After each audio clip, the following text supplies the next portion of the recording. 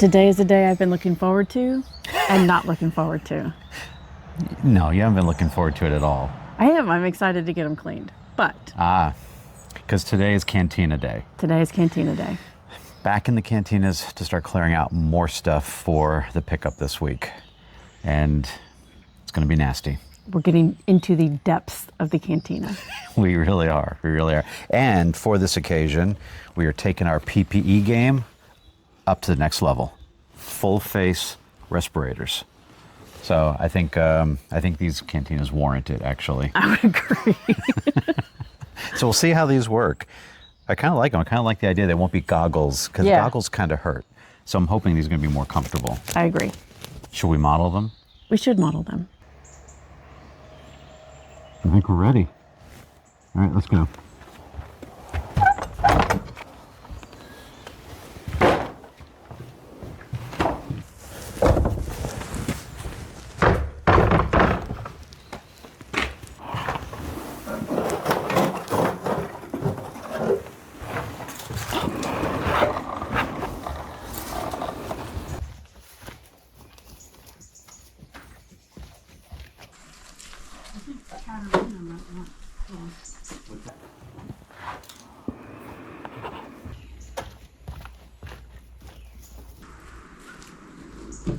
Some of these Box it out first. Yeah, I think so, because it's all piled in here.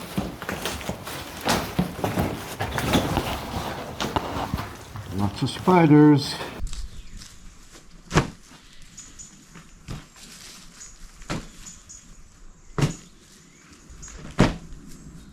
Draw your curtains. Mm-hmm.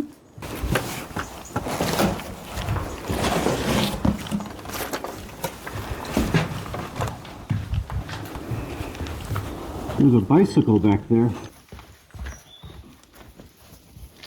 You want to grab that end? That's awkward. It is more awkward than heavy. Okay. Perfect, thank you.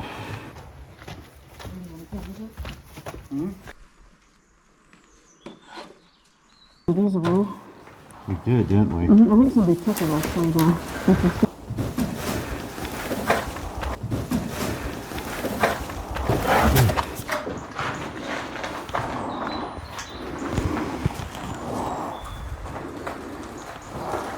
Check this out, Steve. Look at that. We only realized today that this bicycle was hidden at the back of one of the cantinas. And as we rolled it out into the daylight, we were immediately captivated. What made the discovery even more interesting were several photographs we found in a separate cantina. The first was dated 1918 and showed a young girl standing with what appeared to be this very bicycle. But upon closer inspection, we realized some of the details were slightly different, and in fact, this was not the same bike. We then found another photo of two women with bicycles that appeared to be from the 1930s or 40s, and this time we thought we had it. But again, we noticed that neither of them was an exact match. Then I heard Tammy say she found another photo. This time, it was a family member we recognized that was riding the bicycle, and this photo was dated 1964. This had to be the same bicycle, but again, as we studied the image, we eventually realized this too was a different bicycle. So we don't know how old this bike is or who it belonged to, but it's still pretty cool.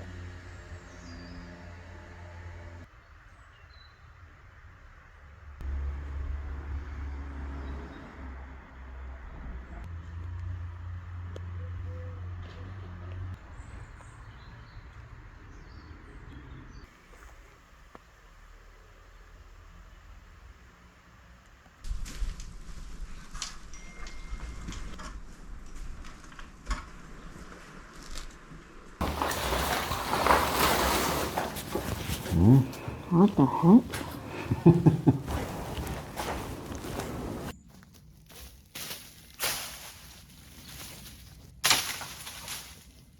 Okay, You want to take this to the pile? I'll grab that out of there.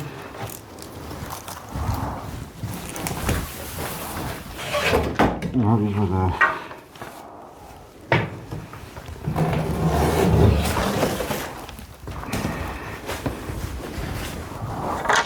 You move this chandelier first. Is it heavy?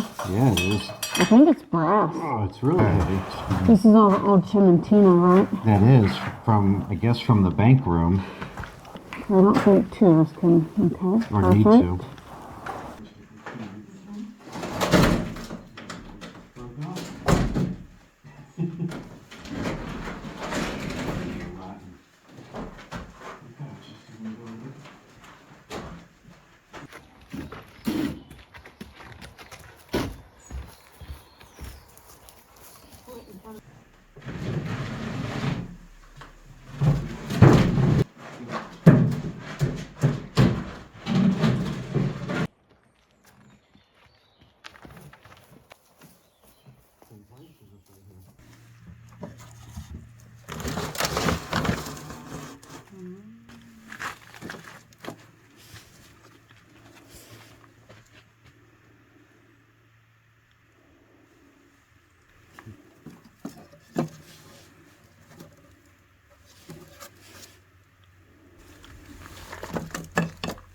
Frame.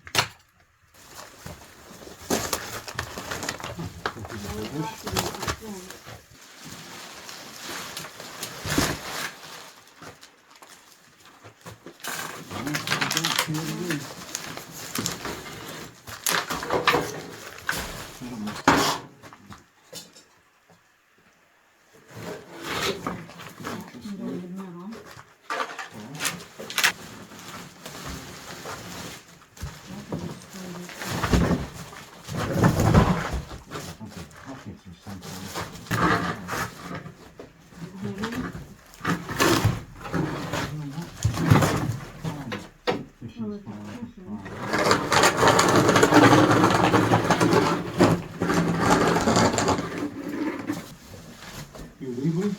Mm-hmm.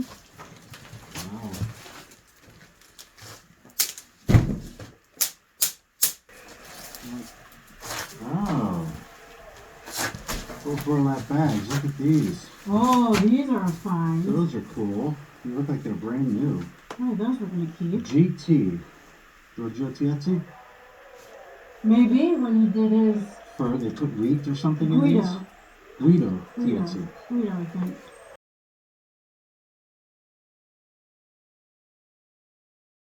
Okay. Guess they had a kerosene bottle in there. Oh, tank. maybe. I think so. Well, We've already removed 24 mattresses from this villa, but once again, we find another one hidden in a cantina. A neighbor stopped by and told us the reason this mattress is covered in moss is that it had been left outside, lying on the ground next to the casetta for several years. It was only when the house was put up for sale that it was picked up and tossed into the cantina. Unfortunately, some of the mattress material is still embedded in the grass and soil. And of course, no one has any idea why it was left outside, so we'll just add it to the long list of strange mysteries that are still unsolved.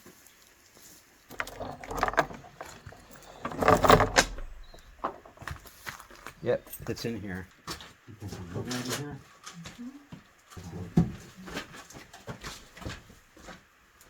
Okay. A piece of bark. Put it on the shelf over there. Did we dump the ash?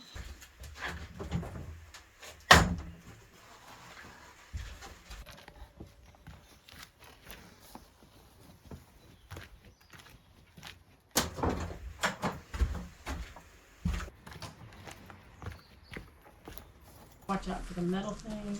See. I don't think it has any screws. Okay.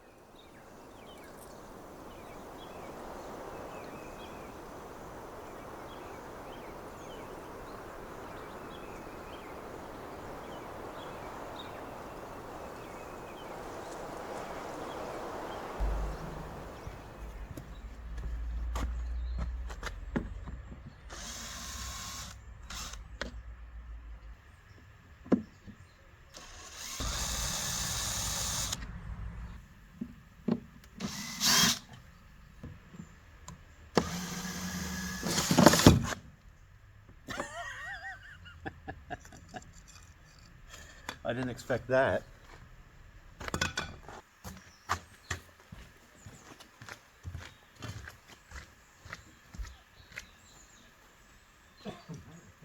These over too, if that's okay. Yep.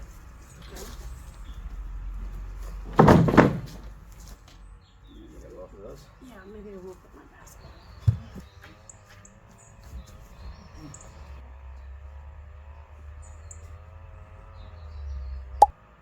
Just look for spruce. Yeah.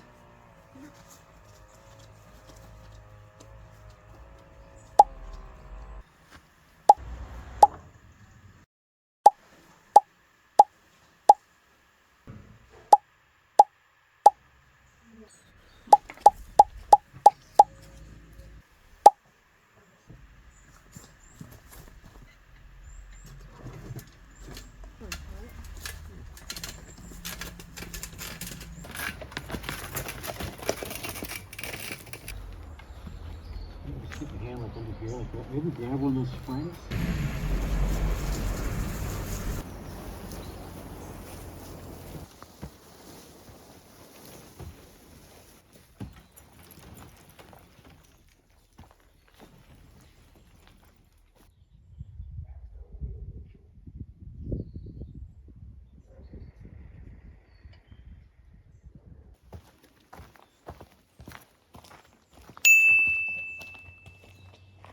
And it is from somebody.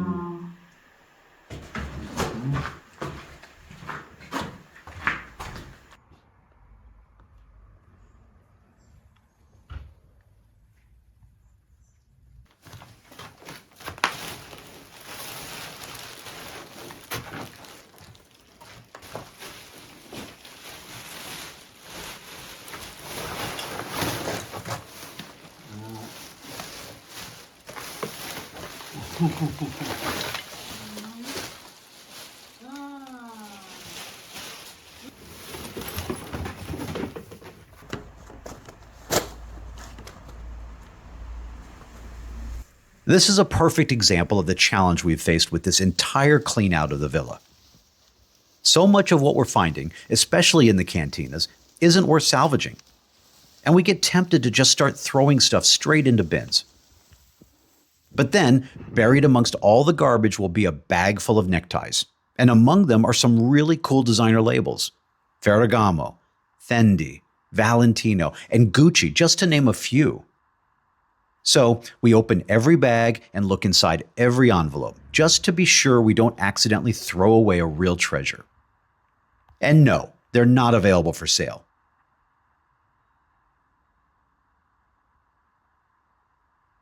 More photos. What's that? More photos. Oh, yeah?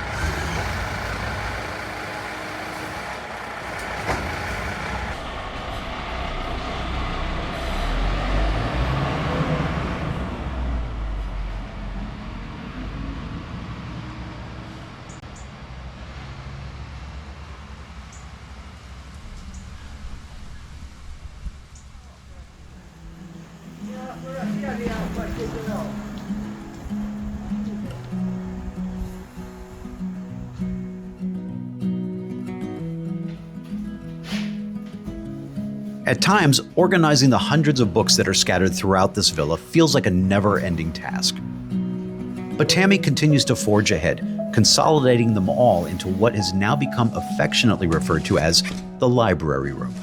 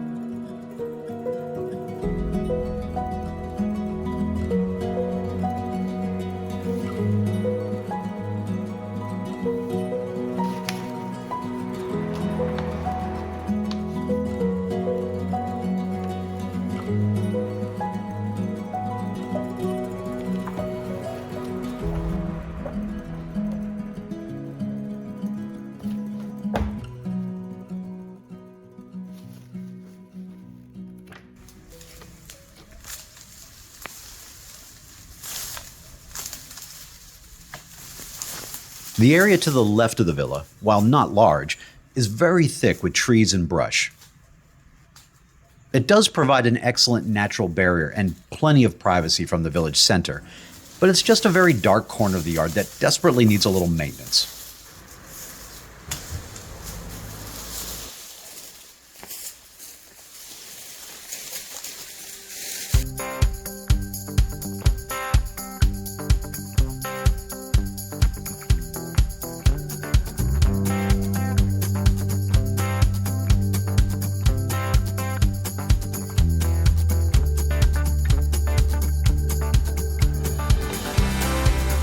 And here too there are hidden treasures. Several very old, beautiful, and stately oak trees. They just need a little love and affection. And probably a few limbs cut back so the trucks don't continue to crash into them as they drive by.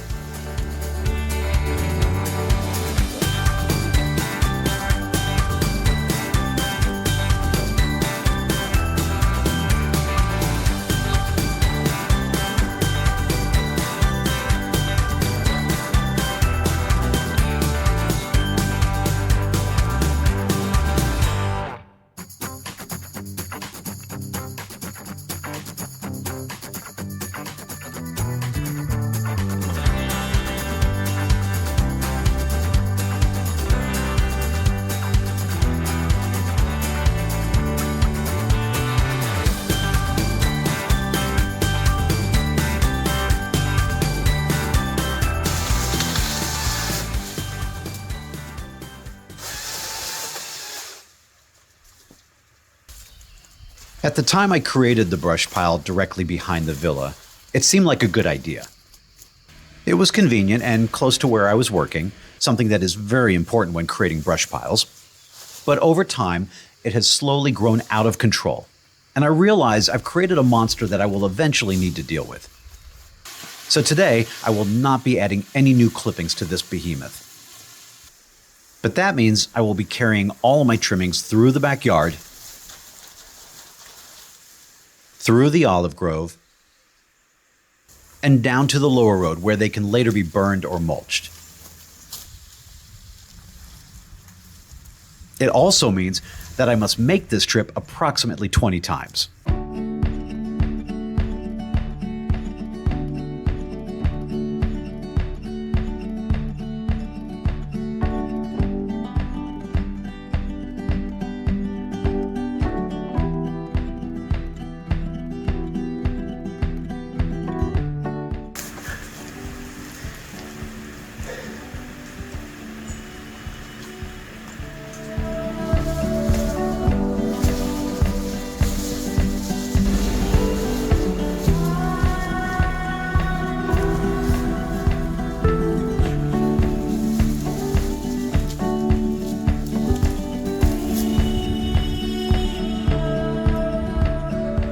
Sono stanco.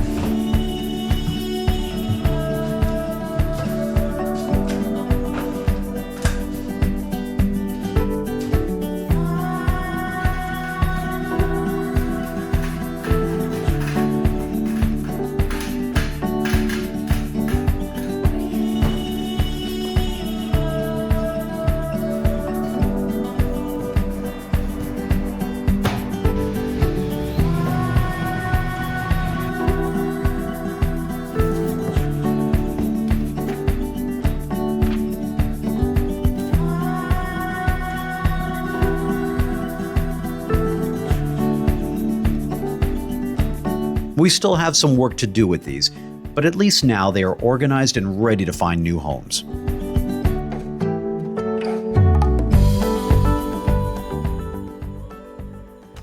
We're wrapping up our longest trip yet. We've been here for 11 days. 11 days. We started our trip by going to Florence because we had to purchase 2 additional pieces of property.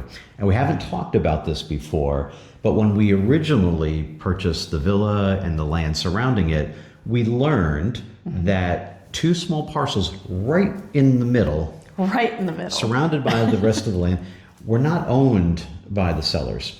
They were actually gifted to the church. Exactly. We don't know when. Sometime many years in the past, one of the ancestors, their relatives, had gifted it to the church, we guess. Yep. When we were deciding whether to buy the property or not, we thought, well, we really want those pieces. So we reached out to the church and said, would you consider selling these 2 pieces to us? And right away they said, sure, no problem. So it's taken this long only because the church has their processes and committees, and we don't even know. Now we own the entire portion of land. Yeah, approximately 8.5 acres, something around that. So so we've been waiting to do that for a long time. And that was good. That felt good. Yeah, we're in October now, and over the next 2 weeks, if we're not here, what we're going to miss is the olive harvest. Yes. And everybody's been asking us, are you harvesting your olives this year? And anybody that knows anything about olives, we have about 80 olive trees, we've been told. We haven't counted them, but it seems about right. And we should be able to produce quite a bit of olive oil from them. But they've been neglected for a few years. They've not been trimmed annually like they should be. They have not been properly protected from pests. There's multiple ways to do that, but flies are a huge issue here, and they can ruin the fruit. They ruin the olives. They sting the olive. They call it stinging the olive. And they plant a larvae in there for other flies, and then the larvae eat their way out. Yeah, they eat the inside of the olive, and so you can take one look at an olive and go, "There's a little dot on the outside." It's like it heals over, but that tells you there's been a larvae in there. And sometimes you can get away with pressing it for oil. But ours are in such bad shape. We were pulling them off the trees, and they just didn't look good. No. And so we need a year to get it back in shape. So our plan is next year is to be able to harvest our first set of olives and press them for oil. And the place that you take them to get them pressed is right down the road, about 5 minutes away. We drive by it every single day. So it's really neat that we've noticed the neighbors all starting to show up there with their loads of olives and getting their oil pressed. So. Well, I guess we should probably hit the road. We've got a long drive back, headed back north. We do.